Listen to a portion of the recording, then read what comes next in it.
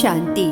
आज आहे 28/1/2026 ची मुरली. महावाक्य आहे, गोड मुलांनो, मोस्ट बिलवेड अर्थात सर्वात प्रिय शिवबाबा आले आहेत तुम्हा मुलांना विश्वाचा मालक बनविण्याकरिता.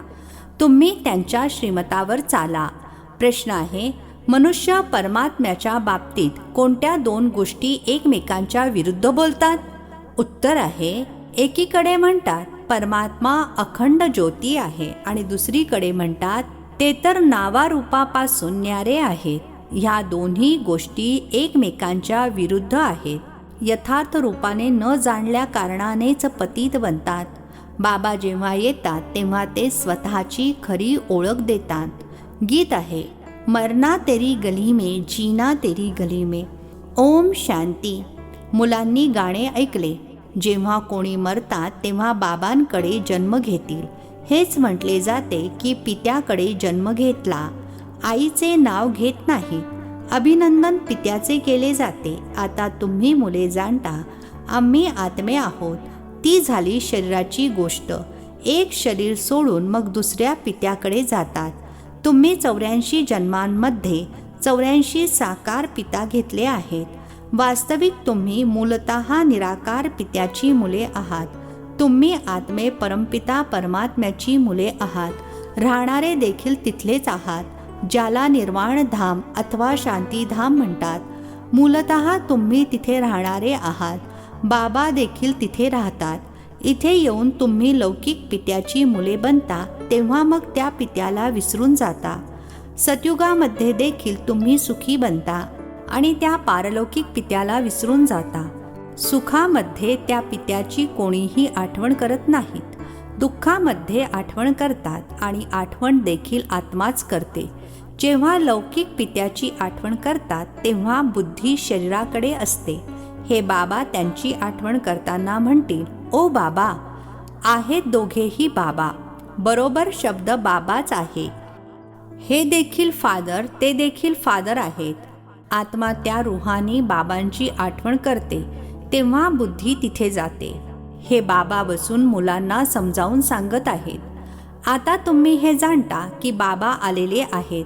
आम्हाला आपले बनवले आहे. बाबा म्हणतात, मी सर्वप्रथम तुम्हाला स्वर्गात पाठवले. तुम्ही अतिशय श्रीमंत होता आणि मग 84 जन्म घेत ड्रामा प्लॅन अनुसार आता तुम्ही दुःखी झाला आहात. आता ड्रामा अनुसार जुनी दुनिया नष्ट होणार आहे. तुमची आत्मा आणि शरीररूपी वस्त्र सतोप्रधान होते. मग गोल्डन एजमधून सिल्वर एजमध्ये आत्मा आली तेव्हा शरीर देखील सिल्वर एजमध्ये आले. नंतर मग कॉपर एजमध्ये आले. आता तर तुमची आत्मा अगदीच पतित बनली आहे, तर शरीर देखील पतित आहे. जसे 14 कॅरेटचे सोने कोणी पसंत करत नाही, काळे पडते. तुम्ही देखील आता काळे आयरन एजेड बनला आहात. आता आत्मा आणि शरीर जे असे काळे बनले आहेत तर पुन्हा प्युअर अर्थात पावन कसे बनतील? आत्मा पावन बनली तर शरीर देखील पावन मिळेल. ते कसे होणार? गंगा स्नान केल्याने होणार का? नाही. बोलावतातच हे पतित पावन. हे आत्मा म्हणते. बुद्धी पारलौकिक पित्याकडे जाते. ओ बाबा. बघा, बाबा शब्दच किती गोड आहे. भारतातच बाबा बाबा म्हणतात. आता तुम्ही आत्मअभिमानी बनून बाबांचे बनला आहात. बाबा म्हणतात, मी तुम्हाला स्वर्गामध्ये पाठवले होते, नवीन शरीर धारण केले होते. आता तुम्ही काय बनला आहात? या गोष्टी नेहमी लक्षात राहिल्या पाहिजेत. बाबांचीच आठवण केली पाहिजे. आठवण देखील करतात ना. ओ बाबा, आम्ही आत्मे पतित बनलो आहोत. आता तुम्ही येऊन पावन बनवा. ड्रामामध्ये देखील हा पार्ट आहे, त्यामुळेच तर बोलावतात. ड्रामा प्लॅन अनुसार येतील देखील तेव्हा जेव्हा जुन्या दुनियेपासून नवीन बनायची असेल तर जरूर संगमावरच येतील. तुम्हा मुलांना निश्चय आहे की सर्वात प्रिय बाबा आहेत. म्हणतात देखील स्वीट, स्वीटर, स्वीटेस्ट. आता स्वीट कोण आहे? लौकिक नात्यामध्ये पहिले आहेत वडील, जे जन्म देतात. नंतर मग शिक्षक, ते चांगले असतात. त्यांच्याकडून शिकून पद मिळवतात. Knowledge is a source of income म्हटले जाते. ज्ञान आहे नॉलेज. योग आहे आठवण. तर बेहदचे बाबा ज्यांनी तुम्हाला स्वर्गाचा मालक बनवले होते त्यांना आता तुम्ही विसरले आहात. शिवबाबा कसे आले कोणालाच ठाऊक नाही. चित्रांमध्ये देखील स्पष्ट दाखवले आहे. शिवबाबा ब्रह्माद्वारे स्थापना करून घेतात. श्रीकृष्ण राजयोग कसा शिकवेल? राजयोग शिकवतातच सतयुगासाठी. त्यामुळे जरूर संगमावर बाबांनीच शिकवला असेल. सतयुगाची स्थापना करणारे बाबा आहेत. शिवबाबा यांच्याद्वारे अर्थात ब्रह्माद्वारे करवितात. करण करावन हार आहेत ना, ते लोक त्रिमूर्ती ब्रह्मा म्हणतात. सर्वात श्रेष्ठ शिव आहेत ना. हे साकार आहेत, ते निराकार आहेत. सृष्टी देखील इथेच आहे. या सृष्टीचेच चक्र आहे जे फिरत राहते, रिपीट होत राहते. सूक्ष्मवतनच्या सृष्टीचे चक्र म्हटले जात नाही. मनुष्यांच्या जगाचा इतिहास भूगोल रिपीट होतो. सूक्ष्मवतनमध्ये काही चक्र इत्यादी नसते. गातात देखील जगाचा इतिहास भूगोल रिपीट. ती इथलीच गोष्ट आहे. सतयुग त्रेता मध्ये जरूर संगमयुग पाहिजे, नाही तर कलियुगाला सतयुग कोण बनवेल? नरकवासियांना स्वर्गवासी बनविण्याकरिता बाबा संगमावर येतात. हे तर highest authority God fatherly government अर्थात सर्वोच्च अधिकारी ईश्वरीय सत्ता आहे. सोबत धर्मराज देखील आहेत. आत्मा म्हणते मुझ निर्गुण हारे में कोई गुण नाही. कोणीही देवतेच्या मंदिरामध्ये जातात तेव्हा त्यांच्या पुढे असे म्हणतात, म्हटले पाहिजे बाबांसमोर.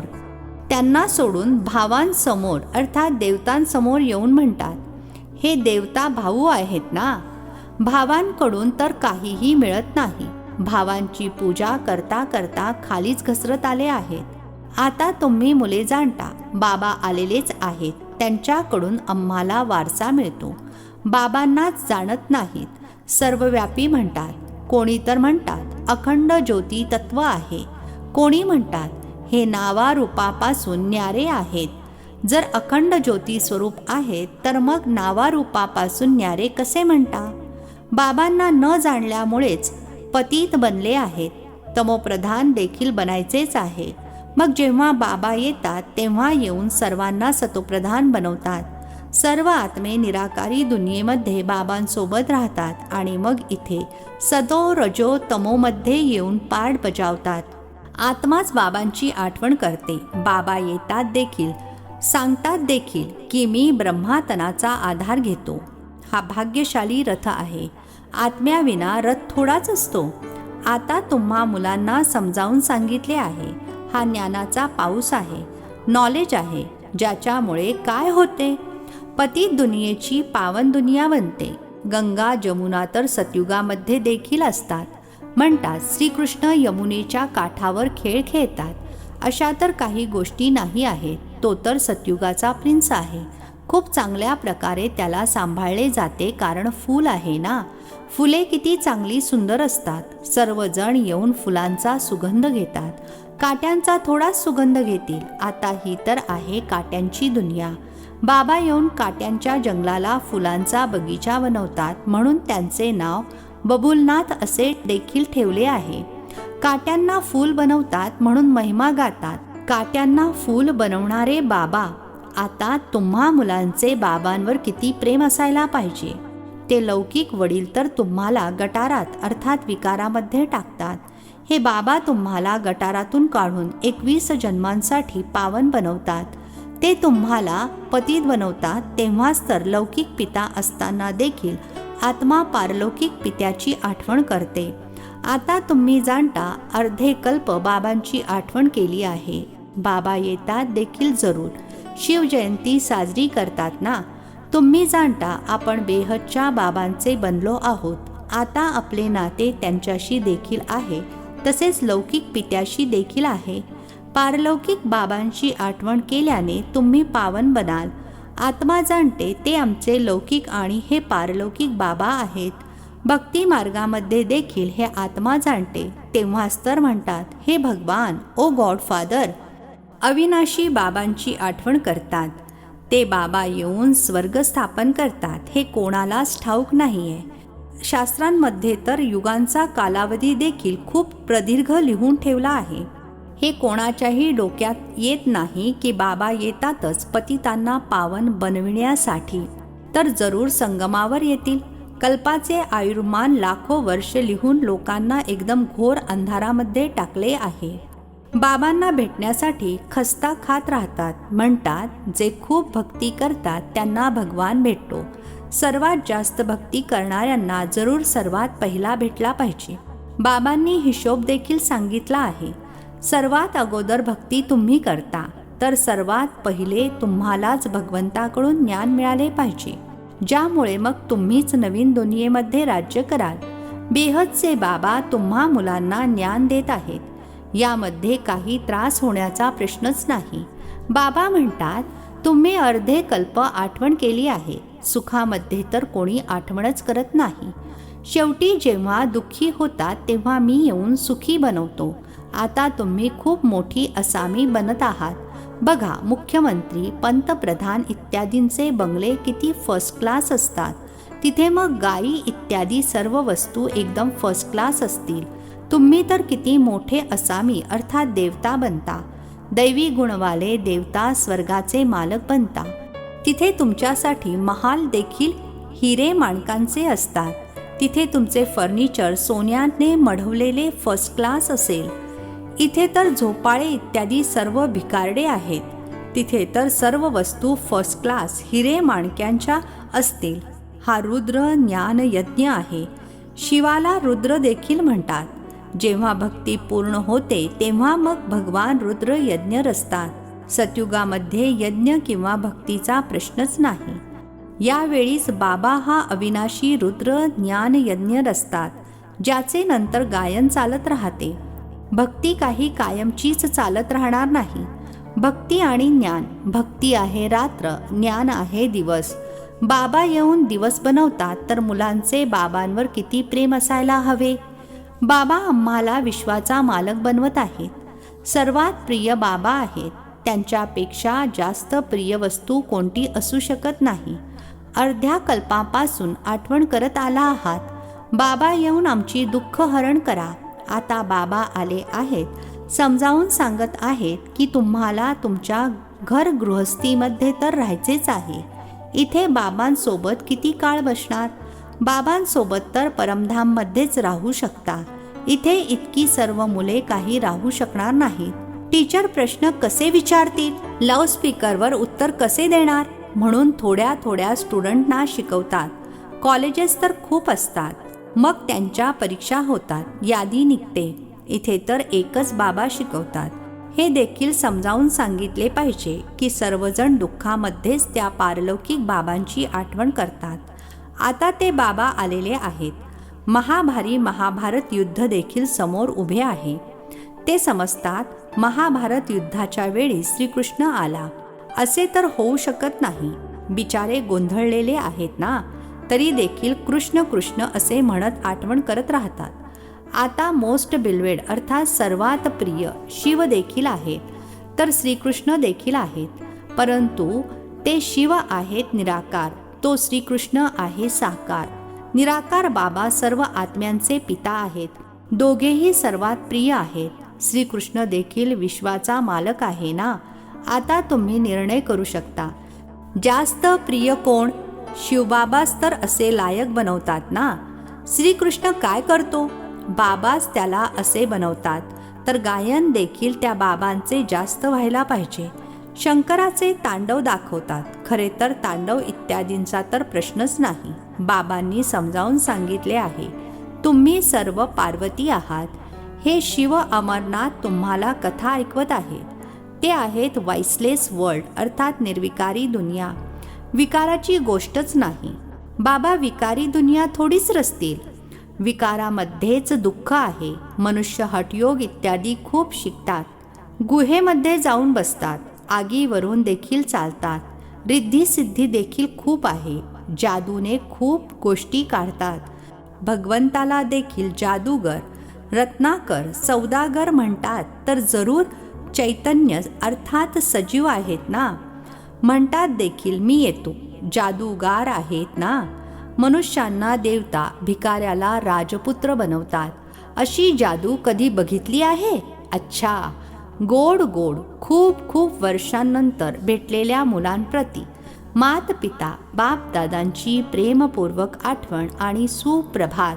आत्मिक पित्याचा आत्मिक मुलांना नमस्ते. आम्हा आत्मिक मुलांचा आत्मिक पित्याला नमस्ते. धारणेसाठी मुख्य सारांश आहे. पहिला पॉइंट आहे, फुलांच्या बागेमध्ये जायचे आहे म्हणून सुगंधी फूल बनायचे आहे. कोणालाही दुःख द्यायचे नाही. सर्व नाती एका पारलौकिक बाबांसोबत जोडायची आहेत. दुसरा पॉइंट आहे, शिवबाबा सर्वात प्रिय आहेत. त्या एकावरच प्रेम करायचे आहे. सुखदाता बाबांची आठवण करायची आहे. आजचे वरदान आहे, कोणाचीही कमतरता कमजोरी न बघता आपल्या गुण आणि शक्तींचा सहयोग देणारे मास्टर दाता भव. कोणाचीही कमतरता कमजोरी न बघता आपल्या गुण आणि शक्तींचा सहयोग देणारे मास्टर दाता भव. स्पष्टीकरण आहे, मास्टर दाता ते आहेत जे सदैव याच आत्मिक भावनेमध्ये राहतात की सर्व आत्मे आपल्यासारखे वारशाचे अधिकारी बनावेत. कोणाच्याही कमतरतेला कमजोरीला न बघता ते आपण धारण केलेल्या गुणांचा आणि शक्तींचा सहयोग देतात. हा असाच आहे. या भावनेऐवजी आपण याला देखील बापसमान बनवायचे अशी शुभ भावना असावी. त्याच सोबत हीच श्रेष्ठ कामना असावी की हे सर्व आत्मे गरीब दुःखी अशांतपासून सदैव शांत सुख स्वरूप श्रीमंत बनावेत. तेव्हाच म्हणणार मास्टर दाता. स्लोगन आहे, मनसा वाचा कर्मणा सेवा करणारेच निरंतर सेवाधारी आहेत. त्यांच्या प्रत्येक श्वासामध्ये सेवा सामावलेली आहे. मनसा वाचा कर्मणा सेवा करणारेच निरंतर सेवाधारी आहेत. त्यांच्या प्रत्येक श्वासामध्ये सेवा सामावलेली आहे. अव्यक्त इशारे. या अव्यक्ती महिन्यामध्ये बंधनमुक्त राहून जीवनमुक्त स्थितीचा अनुभव करा. प्रथम आपल्या देहापासून, देहाच्या नात्यांपासून आणि जुन्या दुनियेच्या आठवणीपासून मुक्त बना. जेव्हा या मुक्तीच्या अवस्थेचा अनुभव कराल तेव्हाच मुक्त झाल्यानंतर जीवनमुक्तीचा अनुभव आपोआप होईल. तर चेक करा की मी जीवन जगत असताना देखील देह, देहाची नाती आणि जुन्या दुनियेच्या आकर्षणापासून कितपत मुक्त बनलो आहे. अच्छा, ओम शांती. नवनवीन मराठी व्हिडिओज प्राप्त करण्यासाठी सबस्क्राईब करा मराठी गॉडलीवूड चॅनलला.